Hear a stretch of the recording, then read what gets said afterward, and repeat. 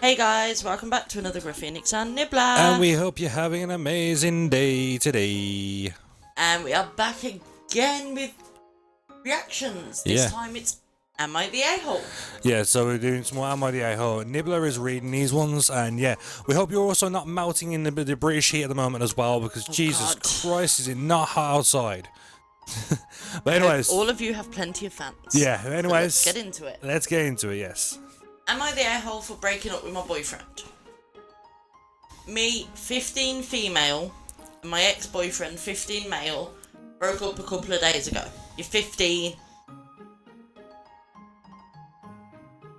You'll have a new boyfriend in a week. Anyway, our relationship was good for a couple of days, but then he kind of changed. I met him at a church camp thing during May or June.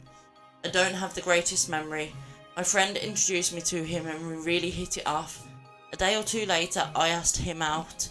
He said yes, yada yada yada. But once I got his number and we headed back to our hometowns, he started to act weird. He kept trauma dumping on me about past relationship and how he wished he never broke up with them. I tried telling him about my past relationships and how they didn't go that well, and he just pushed them away and said, "Stop telling me all this." I felt kinda hurt and stopped talking to him for a couple of days.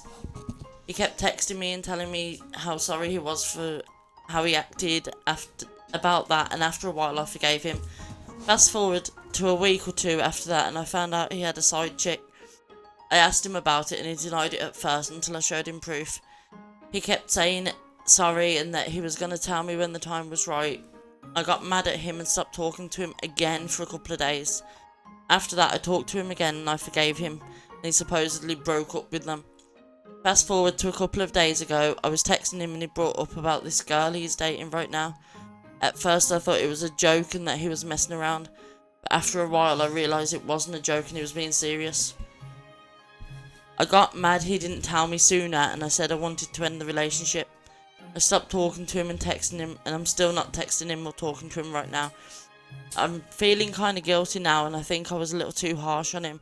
I came here because my parents don't exactly know about this and I don't really have anyone to talk to about this. For some context, me and him are poly and pansexual, and sorry for the bad grammar and spelling, English is not my first language. No, you're not the a-hole. I'm sorry, you're not the a-hole for this. Yeah, you might be poly and stuff like that, but at the end of the day, being poly is also being open with your partner and letting them know with stuff. I mean, I might be wrong, but you know, there's ways of doing it a bit more thinking than, oh, yeah, I'm messaging this side chick, and like, you know, no. You need to, like, discuss it and agree on everything first. Yeah. So, yeah, no, you're not the a-hole for this one. At the end of the day, your boyfriend seems like he's just using it just to go, oh, well, I want to date so many, I want to bang so many chicks at once. He says, no, the guy's an a-hole, you're not an a-hole. I hope you find love and live a happy life. Also, before we move on as well, if Nibbler is sounding quite weird and loud, yeah, I don't know what it is, but her voice is coming from my microphone as well. So yeah, I've noticed it a few times. But talk. Top of the morning to you. Oh yeah. So if it does come through, I do apologise. I'll try fixing it in editing, but yeah, we'll go from there. See, on this one, I would say he's an a-hole and just wants to dip it everywhere. You're an idiot. But you're also both 15. Well, yeah. Yeah, I'm on then. Next one, but you're not the a-hole. No. You not a-hole.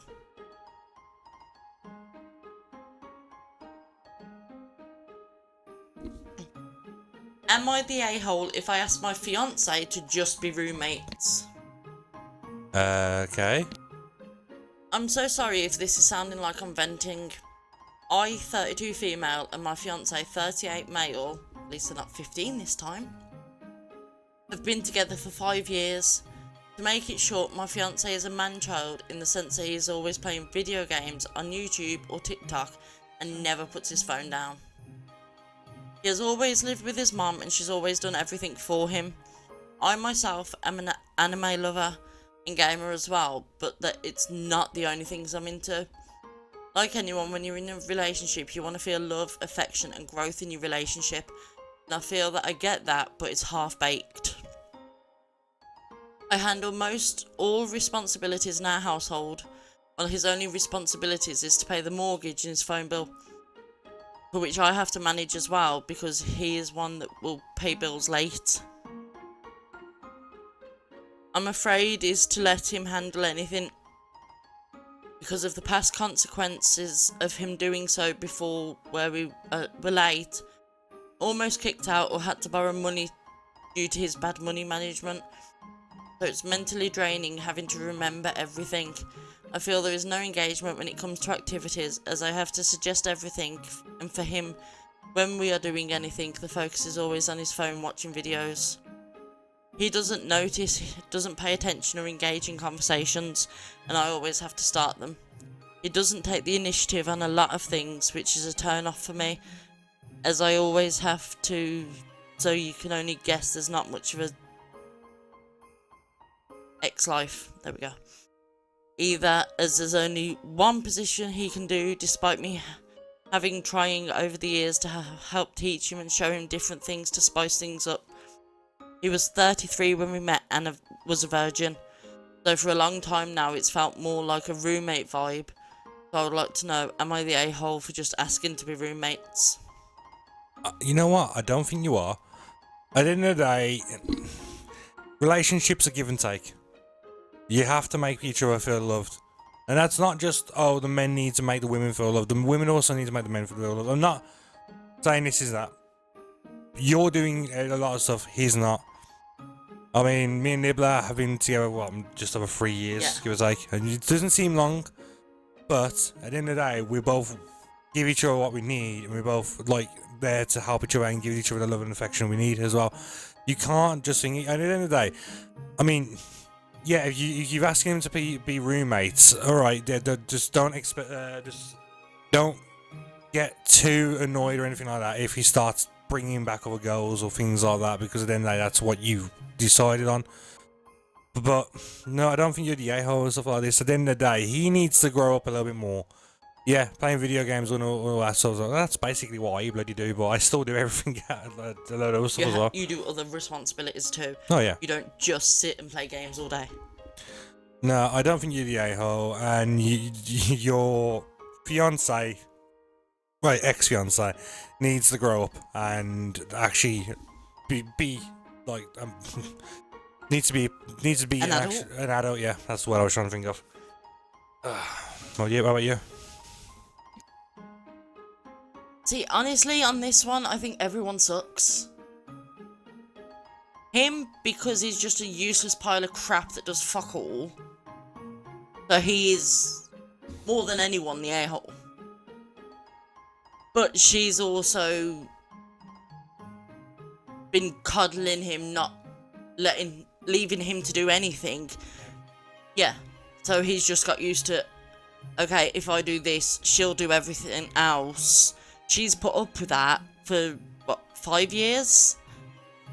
So, if she knew it was like that, why has she stuck around for this long? It's not going to change unless she gives him more responsibilities to take on. No, that is very true. I mean, she's also just enabling him way too much. And yeah, at the end of the day, if you enable somebody's personality, they're going to do that personality and they're going to keep doing it until something gives. Yeah. And unfortunately, it's going to be a relationship that's going to give. Because, honestly, it doesn't seem like there is any emotional connection between the two of them here. That is true. But no, yeah, you're not the a-hole, but at the end of the day, you need to not enable his personality. You need to sort of, not... Kick him up the butt. Yeah, kick him up the butt, but in a more of a supportive role. Not just constant, get up and do this. Yeah, you need to be more supportive. But at the end of the day, your ex-fiance is more the a-hole in this one.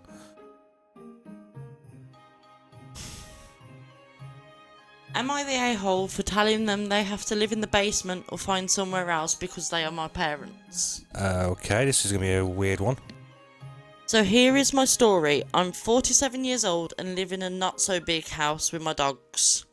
My children have grown up and don't live with me anymore. Basically, I converted the basement into a guest house. It has its own door, kitchen, bathroom, and nearly everything you need. When my children visit, they stay there. My parents asked to live with me a few months ago because they wanted to be closer. I agreed, and I informed my children that the basement would now be reserved for their grandparents, so they would have to stay in the main house when they visited, which they accept. When my parents arrived to move in, my children came to help. My parents were confused when we started putting their belongings in the basement. They expected to live in the main house. I told them the basement was their new home, and it was very nice. They got upset and stated they did not want to live in the basement and preferred to live in the main house. I informed them that the other rooms in the house are for my work, which is a private office and a room where I do my stuff, and my dogs, my source of happiness after my wife died, and that the basement is the best place for them. I also mentioned that if they didn't like it, they could find another place to live, such as my other siblings' house. They are now living in the basement, but they are unhappy, despite the fact that it is very nice and they do not have to pay rent plus free food. Am I the a-hole? No. I mean, yeah, it's when you put it like, oh, well, I'm making my parents live in my basement. You're not exactly making them live in the basement. You're giving them an ultimatum. At the end of the day, yeah, it's a bit like you either live there or you could live with another siblings, another of your kids. But your basement's kitted out. At the end of the day, that sounds like a good deal. It's not like it's just a dark, dank, grim basement. Yeah. You got a good deal there. At the end of the day, it's all kitted out. You've got everything you need there. It's got doors. What was it? It's got door, kitchen, bathroom, and nearly everything you need. See, that's perfect. Well, I didn't know. Why complain? A place is a place, and you're not paying any rent. You know, what was it? And they get free food. Plus free food.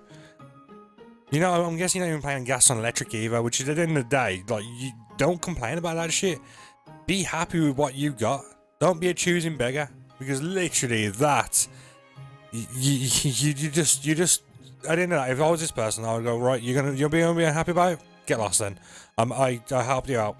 No, you are not the a-hole. Your parents are a-holes. At the end of the day, they should respect your decision. You gave them somewhere still nice to live. Yes, you may not have been in the main house, but as you said, it's a place where you do your work. It's got your private stuff in it, and it has your dogs and stuff like that, which, okay, some people go, well, that's a little bit too big of an area for dogs to have, but if they're the only source of happiness since your wife died, I'm sorry, let the guy have his happiness. He, like, yeah, I would hate to live the shit that probably the guy has gone through.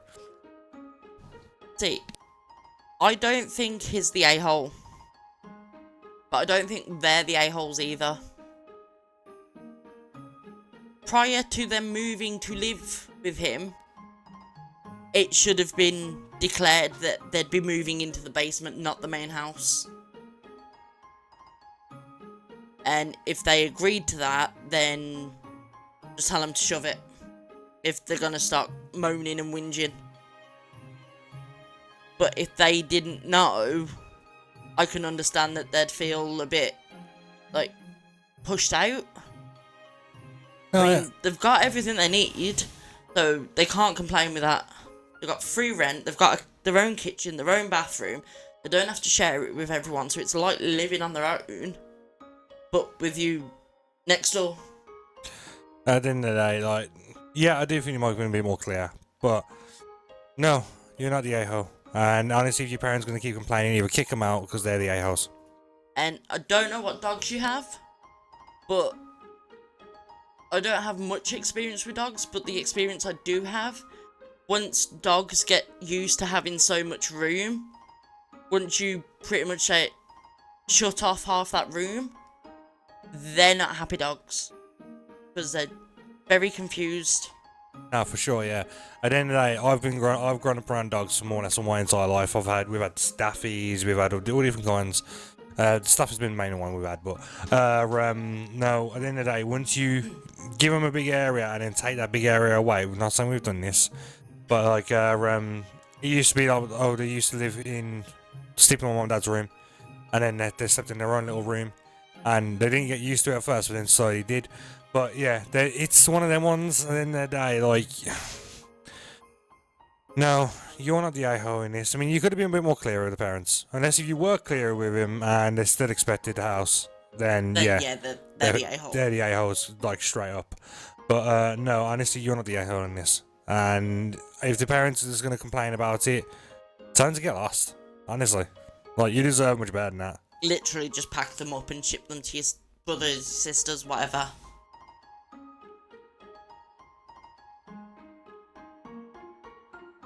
Am I the a-hole for rejecting a girl who went through gastric bypass surgery for me? Well, this one's going to sound interesting, I can tell you that.